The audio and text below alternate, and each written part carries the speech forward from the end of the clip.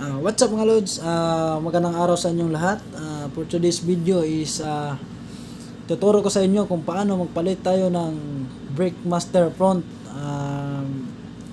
So papakita ko rin sa inyo kung ituturo ko rin sa inyo kung anong mga tools na gamitin natin sa pagtanggal ng brake master ng front. So let's go, wag na nating patatagalin pa.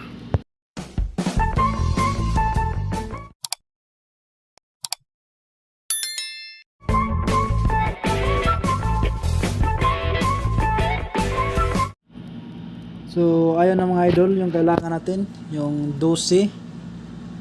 Una dyan, 12 na open, combination, tsaka yan, 8 yan mga idol, para dyan. 8 na combination.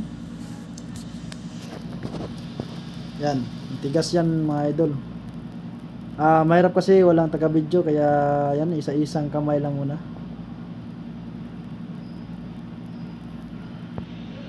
Next is yan, G's yan, G's. Kailangan G's din mga idol sa ibaba.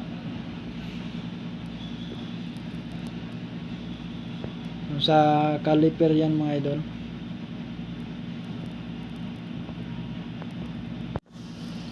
So dito mga loads, kailangan ka rin ng adjustable yung ginamit ko dyan kasi 14 range, open range na sana yan mga idol, kasi wala ako eh. Pwede rin ng stable. So dito mahirap kasi dyan, kaya ginamitan ko ng T na 8 yan mga idol, kasi mahirapan ka kapag combination yung gamitin mo. So na yun na mga loads, natanggal ko na. So yan yung tatanggalin natin. Minadali ko na lang. Tapos yan, ang kailangan pala dyan is 11 na combination. Tapos yun yung mga yun yung ipapalit natin loads, yung bago na brake master. Yan yung mga bolt, may washer din. Yan guys.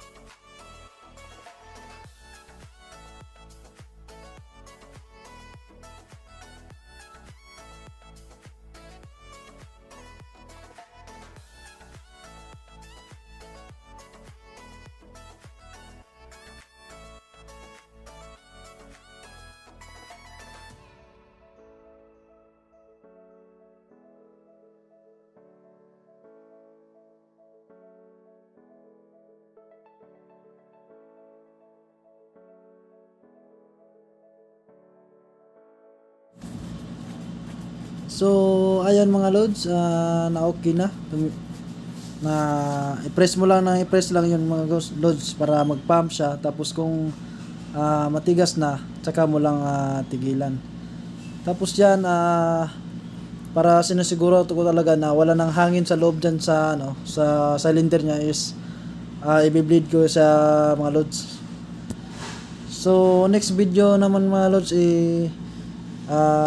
tuturuan ko kayo kung paano mag-bleed sa ating hydraulic brake, disc brake sa ating motor. So ang motor pala yan is FG yan mga loads. So kapag mag-bleed kayo mga loads, yan nakita nyo, para maglagay kayo ng basahan ba yan, para hindi malagyan yung yung brake fluid yung mags nyo, kasi makaapekto yan sa makasira yan ng pintal mga loads. Yan yan pala loads.